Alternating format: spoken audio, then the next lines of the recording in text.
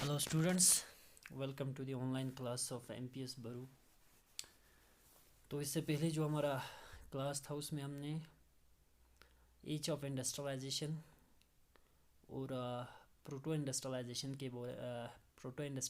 के बारे में थोड़ी बहुत जानकारी हासिल की थी।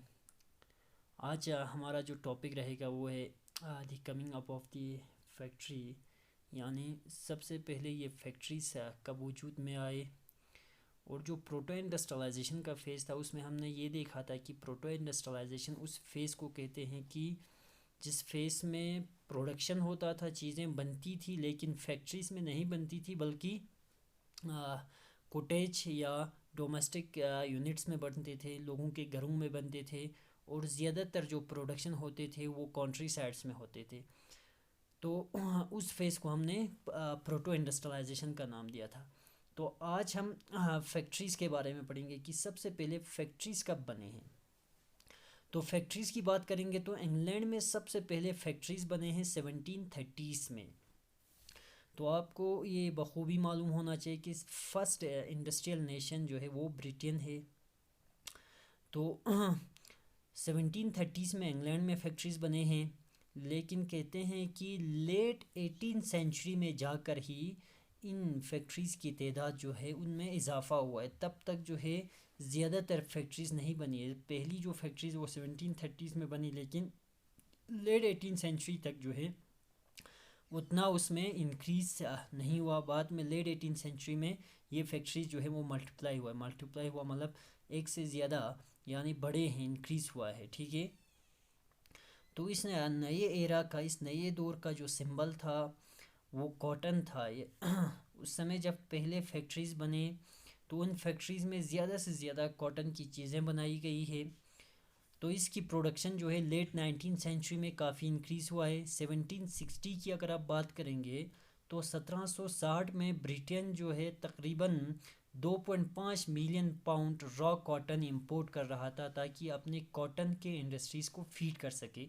उनके पास बहुत सारे कॉटन के इंडस्ट्रीज़ थे। तो कॉटन के इंडस्ट्रीज़ में रॉ कॉटन के तौर पर अपने मुल्क में कॉटन नहीं होता था। तो कॉटन नहीं होने की वजह से ब्रिटेन ने क्या किया है, ब्रिटेन ने बाहर के देशों से तकरीबन 2.5 मिलियन पाउंड की तादाद में कॉटन इंपोर्ट किया है। तो अब ये फिगर जो है इसमें आपको एक ड्रामेटिक इंक्रीज़ देखने को मिलेंगे। 1787 में ये इंपोर्ट जो है वो बढ़कर तकरीबन 22 मिलियन पाउंड्स पे पहुंच जाते हैं।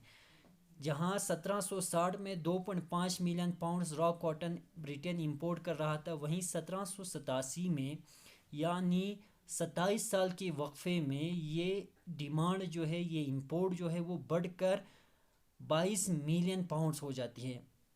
तो सोचने वाली बात ये है कि इस फेज़ में इन 20-30 सालों में इतना ज़्यादा इंपोर्ट्स क्यों हुआ है, इतने ज़्यादा कॉटन, रॉ कॉटन की डिमांड्स क्यों बढ़ी है।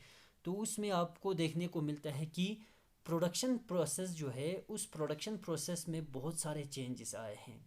तो हम ये देखेंगे कि उस समय प्रोडक्शन प्रोसेस में कौन कौन से चेंजेस आए हैं। तो अगर इन चेंजेस की बात करेंगे, कुछ इन्वेंशंस हुआ है 18 सेंचुरी में। बहुत सारे नए मशीनें बने हैं, बहुत सारे नए इजादात हुए हैं। तो इनकी वजह से हर जो प्रोडक्शन प्रोसेस का अलग अलग जो स्टेप्स था, उन तमाम स्टेप्स में अब इम्प्रूवमेंट देखने को मिला है, उनमें तेज़ी देखने को मिला है। चाहे ये प्रोसेस जो है आपको इसमें दिया गया ब्रैकेट में कार्डिंग हो गया, ट्विस्टिंग हो गया, स्पिनिंग हो गया, रोलिंग हो गई, ये आ, कोई भी वीविंग का यानी कोई भी कपड़ा बनाने के काम में ये अलग अलग प्रोसेस होते हैं, अलग अलग स्टेजेस होते हैं इस प्रोडक्शन प्रोसेस का। इसके अलावा इन न्यू इन्वेंशंस की वजह से जो आउटपुट पर वर्कर था उसमें भी इंक्रीज़ देखने को मिला है, उसमें भी बढ़ोतरी देखने को मिला है। अब हर एक वर्कर जो है पहले से ज़्यादा प्रोड्यूस कर पाते थे। और अब पहले से ज़्यादा जो यार्न्स थे, जो थ्रेड्स थे यानी धागे जो है अब पहले से ज़्यादा मजबूत बनने लगे। तो इसके बाद रिचर्ड आर्कराइट नाम के एक आदमी ने पहला कॉटन मिल क्रिएट किया है। तो उस समय आपने देखा कि अभी तक जो है कॉटन के ये मिल बनने से पहले पूरा काम जो है कपड़ा बनाने का पूरा काम जो है वो देहाती इलाकों में होता था, कंट्री साइड्स में होता था, और इसके अलावा जो है वो विलेज हाउस होल्ड्स में होते थे, घरों में होते थे। जो गरीब पीजेंट्स थे, आर्टिजन्स थे, उनको हायर किया था उन मर्चेंट्स ने। वो हमने देखा था कि किस तरह टाउन्स और कंट्री साइड्स में एक किस्म का रिलेशनशिप बना था, क्योंकि जो मर्चेंट्स होते थे वो टाउन बेस्ड थे और उनके पूरा काम जो है वो कंट्री साइड्स में होता था। तो पहले मिलों में ये कपड़े नहीं बनते थे, बल्कि कोटेजेस में बनते थे, हाउस होल्ड यूनिट्स में बनते थे। अब क्या हो गया कि इन न्यू इन्वेंशंस की वजह से ये नई जो कीमती मशीनें थी, इनको अब ख़रीदा जा सकता था, इनको सेटअप कर सकता था और मिलों में इनको मेंटेन कर सकता था। ठीक, तो मिल बनने का एक और फ़ायदा ये होता है, फैक्ट्री बनने का एक फ़ायदा ये होता है कि तमाम प्रोसेस जो है वो अब एक ही छत के अंदर होने लगा। पहले जहाँ कार्डिंग किसी के घर में होता था, ट्विस्टिंग का काम किसी दूसरे के घर में होता था, और इस तरह रोलिंग का, डाइंग का काम जो है अलग अलग घरों में होता था, ये सारा एक ही छत के अंदर नहीं होता था। अब फैक्ट्री बनने का फ़ायदा ये हो गया कि अब सारा काम जो है हर एक स्टेज जो है वो एक ही छत के अंदर होने लगा, और एक ही छत के अंदर सारे काम होने से अब सुपरविज़न में, उनको देखरेख करने में काफ़ी आसानी होता था, उनको मैनेज करने में काफ़ी आसानी होता था। तो इस वजह से अब बड़ी होशियारी से केयरफुल सुपरविज़न कर सकता था पूरे प्रोडक्शन प्रोसेस के ऊपर, और क्वालिटी पर भी नज़र रख सकता था। तो साथ में अब इन लेबर्स को लेकर रूल्स बना सकते थे।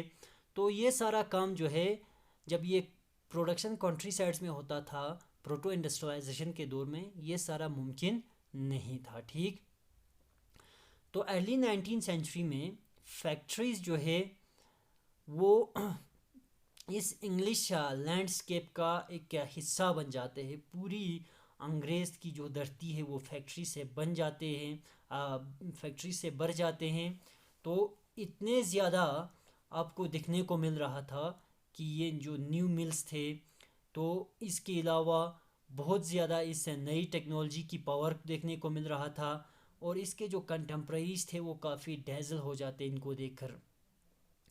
तो उनकी पूरी तवज्जो जो है वो मिल्स पे होती है, और वो तकरीबन उन बायलेंस को और उन वर्कशॉप्स को अब भूल ही जाते हैं जहाँ अभी भी प्रोडक्शन हो रहा था। उन गली कोचों में, उन देहाती इलाकों को वो भूल जाते हैं, क्योंकि पूरा अटेंशन जो है इस न्यू टेक्नोलॉजीज़ और न्यू मिल्स ने अपनी तरफ लोगों की तवज्जो को, अपनी तरफ लोगों को अट्रैक्ट कर लेते हैं, और बायलेंस को बिल्कुल भूल जाते हैं लोग। बायलेंस मतलब जो गली कोचे होते हैं, जो तंग गलियाँ थी जहाँ अभी भी प्रोडक्शन का काम होता था, अभी भी उन कोटेज में काम चल रहा था, लेकिन लोगों की नज़र अब उन मिलों पे था, और तकरीबन वो जो छोटे छोटे वर्कशॉप्स थे और बायलेंस में जो दुकानें थे, उनकी तरफ उनकी तवज्जो नहीं जाती है। ठीक,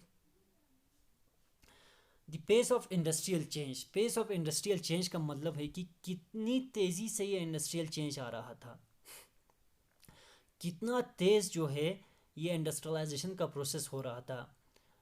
तो क्या इंडस्ट्रियलाइजेशन का मतलब सिर्फ फैक्ट्री इंडस्ट्रीज़ का ही बटना है? क्या फैक्ट्री इंडस्ट्रीज़ बटने को ही हम इंडस्ट्रियलाइजेशन कहेंगे? तो सबसे पहला जो सबसे डायनेमिक इंडस्ट्री ब्रिटेन में था वो कॉटन और मेटल का था। ठीक है, क्योंकि हमने पहले ही पढ़ा था कि अभी हमने पढ़ा कि जो इस नई एरा का जो सिंबल था वो कॉटन था। ठीक है, कॉटन के साथ साथ मेटल्स के इंडस्ट्रीज़ भी काफ़ी इम्पोर्टेंट थे। तो ये इंडस्ट्रीज जो है, हाँ, ये फैक्ट्री जो है काफ़ी तेज़ी से बढ़ रहा था, और पहले फेस में इंडस्ट्रियलाइजेशन के तकरीबन 1840 तक जो हमने देखा कि 1730s में फर्स्ट फैक्ट्रीज सेटअप किए गए थे, तो वहाँ से लेकर 1840s तक जो है सबसे लीडिंग सेक्टर जो रहा है वो कॉटन रहा है। इसके बाद आयरन और स्टील इंडस्ट्री आए इसके बाद। तो जब से रेलवेज़ फैले गए, रेलवे लाइंस बिछाए गए, रेलवे लाइंस जब बढ़ने लगे, इंग्लैंड में 1840 से आ गए, और कॉलोनीज़ की बात करेंगे, भारत जैसे कॉलोनीज़ में 1860 से आगे अब रेलवे लाइंस बिछाए गए, तो आयरन और स्टील की डिमांड ज़्यादा बड़ी तेज़ी से अब आयरन और स्टील की डिमांड बढ़ने लगा। 1873 में ब्रिटेन जो है तकरीबन £77 मिलियन जो है वो स्टील एक्सपोर्ट कर रहा था। जैसे कि ब्रिटेन पहले जहाँ कॉटन, रॉ कॉटन इंपोर्ट कर रहा था, वहीं आयरन और स्टील जो है ब्रिटेन एक्सपोर्ट कर रहा था। तो उसकी अगर आप कॉटन एक्सपोर्ट की वैल्यू देखेंगे तो उसका दुगना था, कॉटन एक्सपोर्ट से दुगना वो जो है आयरन और स्टील को एक्सपोर्ट कर रहा था। तो दूसरी बात, जो न्यू इंडस्ट्रीज़ थे वो आसानी से पुरानी इंडस्ट्रीज़ को डिस्प्लेस नहीं कर पाते हैं, उनको हटा नहीं पाते हैं, ठीक। तो 19th सेंचुरी के आखिर पे भी जो less than 20% of total work force था, यानी 20% से भी कम जो है वो इन टेक्नोलॉजिकली एडवांस इंडस्ट्रियल सेक्टर्स में थे। यानी 19th सेंचुरी के आखिर पे भी जो है 20% से कम लोग जो है वो इन इंडस्ट्रीज़ में काम कर रहा था। ज़्यादातर लोग, तकरीबन 80% लोग अभी भी वो कहाँ काम कर रहा था, अभी भी वो इन टेक्नोलॉजिकली ये अभी भी वो इन ट्रेडिशनल इंडस्ट्रीज़ में काम कर रहे थे। तो टेक्सटाइल एक डायनेमिक सेक्टर था, लेकिन एक बहुत बड़ी मात्रा में जो आउटपुट होता था वो फैक्ट्रीज़ में नहीं होते थे, लेकिन फैक्ट्री से बाहर अभी भी डोमेस्टिक यूनिट्स में इन टेक्सटाइल्स को प्रोड्यूस किया जाता था। तो तीसरी बात जो है, जो पेस था चेंज का ट्रेडिशनल इंडस्ट्रीज़ में, वो स्टीम पावर्ड कॉटन और या मेटल इंडस्ट्रीज़ के या इसने सेट नहीं किया था, ठीक है। जैसे कि वहाँ पर जो पेस था, जो चेंज था, वो तो जितना टेक्नोलॉजी में जितना चेंज हो रहा था, जितने नई मशीनें आ रहे थे उस हिसाब से चेंज हो रहा था, लेकिन ट्रेडिशनल इंडस्ट्रीज़ में ऐसा नहीं था। लेकिन इसका मतलब ये भी नहीं है कि वो पूरी तरह स्टेगनेंट रहे, एक ही जगह रहे, ग्रोथ ही नहीं हुआ। ट्रेडिशनल इंडस्ट्रीज़ में भी ग्रोथ देखने को मिला है। उसमें भी ऑर्डिनरी छोटे मोटे और इसके अलावा छोटे छोटे जो इनोवेशंस थे, उसमें भी नॉन मैकेनाइज्ड सेक्टर्स में, जैसे कि फूड्स प्रोसेसिंग हो गया, बिल्डिंग हो गया, पोट्री हो गया, ग्लास वर्क हो गया, टाइनिंग हो गया, फर्नीचर मेकिंग हो गया, या प्रोडक्शन ऑफ इम्प्लीमेंट्स हो गया, उन इंडस्ट्रीज़ में भी थोड़ी बहुत स्मॉल इनोवेशंस किए गए। तो चौथी बात, जो टेक्नोलॉजिकल चेंजेस थे वो बिल्कुल स्लो हो रहा था। तो टेक्नोलॉजिकल चेंज आने के बाद बड़ी तेज़ी से वो पूरी इंडस्ट्रियल लैंडस्केप में फैलता नहीं था, और ये जो नई टेक्नोलॉजी आती थी, एक तो वो बहुत कीमती होता था, और मर्चेंट्स और इंडस्ट्रियलिस्ट जो है उसको इस्तेमाल करने में काफ़ी एहतियात बरतता था। जो ही नया टेक्नोलॉजी आता था वो उनको ख़रीदने के लिए तैयार नहीं होता था, वो काफ़ी मोहतात रहता था, वो काफ़ी एहतियात से काम लेता था। एक तो वो बहुत बड़ा महंगा होता था, क्योंकि ये मशीन जो है अक्सर टूट जाता था, और टूटने के बाद इनकी रिपेयरिंग जो है वो उसमें काफ़ी ख़र्चा होता था, बहुत ज़्यादा पैसा लगता था, और उतना वो इफ़ेक्टिव होता भी नहीं था जितना उनके जो इन्वेंटर्स या मैन्युफैक्चरर जितना दावा करता था, उतना इफ़ेक्टिव जो है वो मशीन्स होते भी नहीं थे। इसलिए इस नई टेक्नोलॉजी को एडॉप्ट करने में, एक्सेप्ट करने में लोगों ने, मर्चेंट्स ने समय लिया है। जो ये न्यू टेक्नोलॉजी आ गया उसको एक्सेप्ट नहीं किया, ठीक। तो यहाँ पर आपको एक मिसाल दिया गया है स्टीम इंजन का। स्टीम इंजन की बात करेंगे, भाप की इंजन जो है, भाप यानी एक ऐसी मशीन जो भाप पे चलते हैं। जेम्स वाट ने इस स्टीम इंजन में निखार लाया है। असल में इसको प्रोड्यूस जो किया था वो न्यूकोमेन ने किया था, और इस न्यू इंजन को पेटेंट किया 1781 में। यानी पेटेंट राइट जो है वो किसने हासिल किया है, जेम्स वाट ने। अभी भी जब भी हम ये सवाल आते हैं कि who invented the steam engine, तो हम जेम्स वाट का नाम लेते हैं, क्योंकि जेम्स वाट ने जो न्यूकोमेन ने इसको बनाया तो न्यूकोमेन ने था, लेकिन इसमें बहुत सारी ख़राबियाँ रही थी। उन ख़राबियों को इम्प्रूव करके या इस इन्वेंटर का, इस मुवज्जिद का लक़ब हासिल करने में वो कामयाब हुआ है जेम्स वाट, ठीक है। इसलिए इसे हम जेम्स वाट कहते हैं कि जब भी इसका भाप के इंजन किसने ईजाद किया तो नाम किसका आ जाते हैं, जेम्स वाट का। उसका एक इंडस्ट्रियल फ्रेंड था मैथ्यू बोल्टन के नाम से, तो उसने न्यू मॉडल को मैन्युफैक्चर किया, उसने इसके नए मॉडल को बनाया, लेकिन सालों तक उससे कोई ख़रीदार नहीं मिला। कहने का मतलब यही है कि ये नई मशीनें आने के बावजूद भी, बनने के बावजूद भी, लोग यूँ ही ये मार्केट्स में आते थे वो ख़रीदने के लिए तैयार नहीं होते थे। लोग बड़ा मोहतात रहता था, एहतियात से काम लेता था। तो 19th सेंचुरी के बिगिनिंग में तक कुल 321 से ज़्यादा स्टीम इंजन्स नहीं थे। पूरी इंग्लैंड में सिर्फ 321 स्टीम इंजन्स थे, और इनमें से 80 जो इंजन्स थे वो कॉटन इंडस्ट्रीज़ में थे, 9 जो है वो वूल इंडस्ट्रीज़ में था, और बाकी जो बचे थे वो माइनिंग में, कनाल वर्क्स में, आयरन वर्क्स में था। तो इसके अलावा उस सेंचुरी के आखिर तक स्टीम इंजन जो है किसी और इंडस्ट्री में इसका इस्तेमाल नहीं किया गया है। तो ये जो पावरफुल न्यू टेक्नोलॉजी था जिसने प्रोडक्टिविटी को और लेबर की ये जो लेबर की प्रोडक्टिविटी को बहुत ज़्यादा बढ़ाया था, उससे भी लोग जो है एक्सेप्ट करने में काफ़ी उन्होंने देर किया है। उन्होंने जो ही आया है उन्होंने एक्सेप्ट नहीं किया। तो अब जो तारीखदान है वो इस चीज़ को रिकॉग्नाइज़ करते हैं कि जो उस समय का जो टिपिकल वर्कर था मिड 19th सेंचुरी में, वो एक मशीन ऑपरेटर नहीं था, बल्कि वो एक पुराना क्राफ्ट्स पर्सन था और लेबरर था। कहने की बात ये है, यानी मतलब ये है कि उस समय जेम्स वाट ने स्टीम इंजन तो बनाया, लेकिन स्टीम इंजन बनाने के बाद उस इंजन को जब सेटअप करेंगे, इंस्टॉल करेंगे किसी फैक्ट्री में, उसको चलाने के लिए वहाँ कोई ट्रेंड पर्सन नहीं होता था। वहाँ का जो लोग होता था, जो लेबर मार्केट में अवेलेबल था, वो सारे पुरानी वही क्राफ्ट्स पर्सन थे। वो एक उस मशीन का ट्रेनिंग उन्होंने नहीं लिया था। इस वजह से भी लोगों ने इनको ऑपरेट करने में दिक्कत आता था। इनको ऑपरेशनल स्किल्स लोगों को नहीं आता था। इस वजह से भी इन मर्चेंट्स ने इस मशीन को नहीं ख़रीदा है। ठीक, तो hand labour and steam power यानी यहाँ पर दो चीज़ों की कंपैरिजन आपको देखने को मिलता है। दो चीज़ों को कंपेयर किया गया है, एक तो हैंड लेबर और दूसरा स्टीम पावर। हैंड लेबर का मतलब होता है कि उन कोटेजेस में, जहाँ कोटेजेस में लोग काम करते थे, वहाँ पर तो हाथों से काम होता था, लेकिन जो नए फैक्ट्री सेटअप किए गए उन फैक्ट्रीज़ में जो काम होता था वो स्टीम पावर से होता था, वो मशीन से होता था। वहाँ जो पूरा काम जो है वो मैकेनाइज किया गया था। तो विक्टोरियन ब्रिटेन की बात करेंगे, जब ये क्वीन विक्टोरिया की दौर की ब्रिटेन में, वहाँ ह्यूमन लेबर की कमी बिल्कुल नहीं थी। बहुत ज़्यादा लेबर जो है मार्केट्स में अवेलेबल था।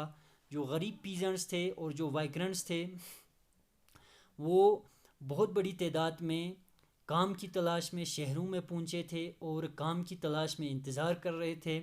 जैसे आप लोगों को पता चल जाएगा कि जैसे आप लोगों को मालूम है, जब आपके पास लेबर बहुत ज़्यादा है तो वेजेस क्या हो जाते हैं, लो हो जाते हैं, पैसा जो है वो लो हो जाते हैं। पैसा उस समय ज़्यादा होता है जब लेबर की कमी होती है, लेकिन वहाँ पर लेबर की कमी बिल्कुल नहीं था।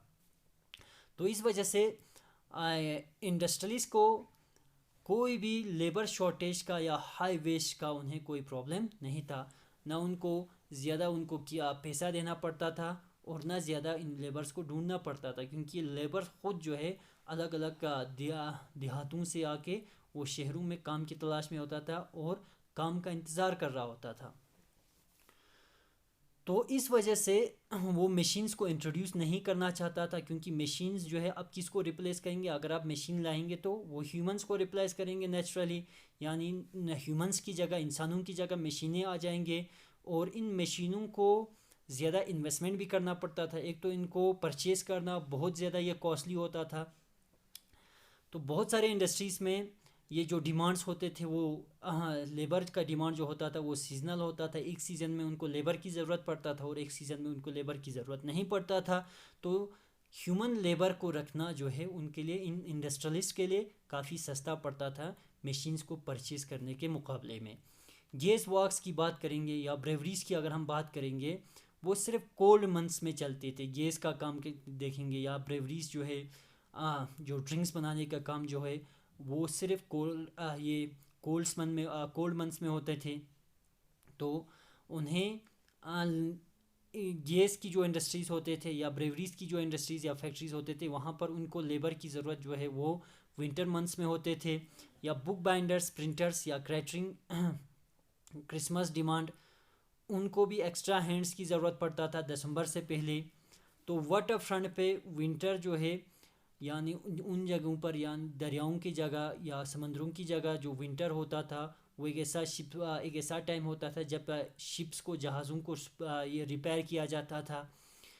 तो इन सारे इंडस्ट्रीज़ में जहाँ प्रोडक्शन फ्लक्चुएट होता था सीज़न के साथ, एक सीज़न में उनकी प्रोडक्शन ज़्यादा होता था और दूसरे सीज़न में उनमें कोई प्रोडक्शन नहीं होता था, तो वहाँ इंडस्ट्रियलिस्ट आम तौर पर प्रेफर किसे करता था, हैंड लेबर को प्रेफर करता था, और सीज़न के लिए वो लोगों को वहाँ एम्प्लॉय करता था। वहाँ पर जो इंडस्ट्रियलिस्ट होते थे, जहाँ पर जो इंडस्ट्रीज सीजनल इंडस्ट्रीज़ थे, वहाँ हैंड लेबर प्रेफर करता था, वहाँ मशीन्स इस्तेमाल इंडस्ट्रियलिस्ट बिल्कुल नहीं करते थे। तो इसके अलावा बहुत सारे ऐसे प्रोडक्ट्स थे जो हैंड लेबर के इस्तेमाल करके ही बना सकते थे।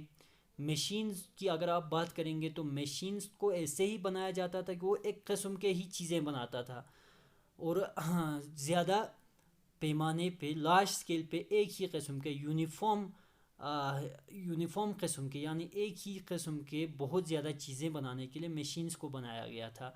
तो अगर आप लेकिन मार्केट में जो डिमांड्स होते थे वो इंट्रिकेट डिज़ाइंस का होता था, पेचीदा डिज़ाइंस का, और स्पेसिफिक शेप्स का, अलग अलग किस्म के शेप्स के डिज़ाइन, ये अलग अलग डिज़ाइंस के अलग अलग शेप्स के डिमांड्स होते थे मार्केट्स में। तो इन शेप्स को, इन इंट्रिकेट डिज़ाइंस को बनाने के लिए मशीन्स उसके लिए तो स्वेटेबल नहीं था मशीन्स, उसके लिए ह्यूमन हैंड्स की ज़रूरत पड़ता था, ह्यूमन लेबर की ज़रूरत पड़ता था। तो मिड 19 सेंचुरी ब्रिटेन की बात करेंगे तो तकरीबन 500 अलग किस्म के हैमर्स प्रोड्यूस किए जाते थे, यानी अलग अलग किस्म के 500 हथौड़े बनाए जाते थे, और इसके अलावा 45 किस्म के कुल्हाड़ियाँ बनाया जाता था। तो अगर आप मशीन्स रखेंगे इन हथौड़ों को और कुल्हाड़ियों को बनाने के लिए, तो मशीन्स तो एक ही किस्म के कुल्हाड़ी और एक ही किस्म का हथौड़ा बना सकता था। तो इन चीज़ों के लिए आपको ह्यूमन स्किल की ज़रूरत पड़ता था, मैकेनिकल टेक्नोलॉजी की ज़रूरत नहीं पड़ता था। इसके अलावा विक्टोरियन ब्रिटेन में जो अपर क्लासेस थे, जो समाज के ऊंचे तबके थे, जो एरिस्टोक्रेट्स थे, जो बोर्जियास थे, वो उन चीज़ों को प्रेफर करते थे जो हाथ से बनाई गई हो। वो मशीन्स की बनाई हुई चीज़ों को प्रेफर नहीं करता था, बल्कि अपर क्लास के लोग जो है, समाज में जो ऊंचे तबके होते थे, वो लोग हाथ की बनाई हुई चीज़ों को प्रेफर करता था, क्योंकि हाथ की बनाई हुई चीज़ें जो है वो क्लास और रिफाइनमेंट को सिंबलाइज करता था। इसके अलावा वो बेहतरीन तरीके से बनाया गया था और इंडिविजुअली प्रोड्यूस होता था, एक ही शख्स की वहाँ पर लेबर इन्वॉल्व होता था और बड़ी होशियारी से उन्हें डिज़ाइन किया गया होता था।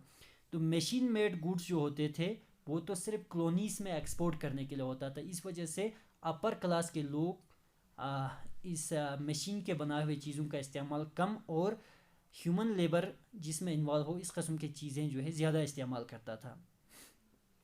तो उन मुल्कों में जहाँ लेबर की शॉर्टेज होता था, इंडस्ट्रियलिस्ट जो है वहाँ पर मैकेनिकल पावर का इस्तेमाल करता था, वहाँ पर वो इंटरेस्टेड थे मशीन्स का इस्तेमाल करने के लिए, ताकि वहाँ पर इंसानों की जो ज़रूरत है, ह्यूमन लेबर की जो ज़रूरत है, उसे मिनिमाइज़ कर सके, उसे कम कम कर सके। क्योंकि जहाँ आपके पास ह्यूमन लेबर अवेलेबल नहीं होगा, वहाँ आपको मजबूरन जो है आपको क्या करना पड़ेगा, आपको इस मशीन्स का और मैकेनिकल पावर का इस्तेमाल करना पड़ेगा। तो ये एक ऐसा केस था 19 सेंचुरी अमेरिका में। तो ब्रिटेन की अगर आप बात करेंगे तो उनको कोई प्रॉब्लम नहीं था ह्यूमन हैंड्स को हायर करने में, क्योंकि विक्टोरियन ब्रिटेन में बहुत बड़ी तादाद में लेबर जो है वो मार्केट में अवेलेबल था। तो आज के लिए काफ़ी है ये, इंशाल्लाह इससे आगे जो है नेक्स्ट क्लास में हम इससे आगे बढ़ेंगे।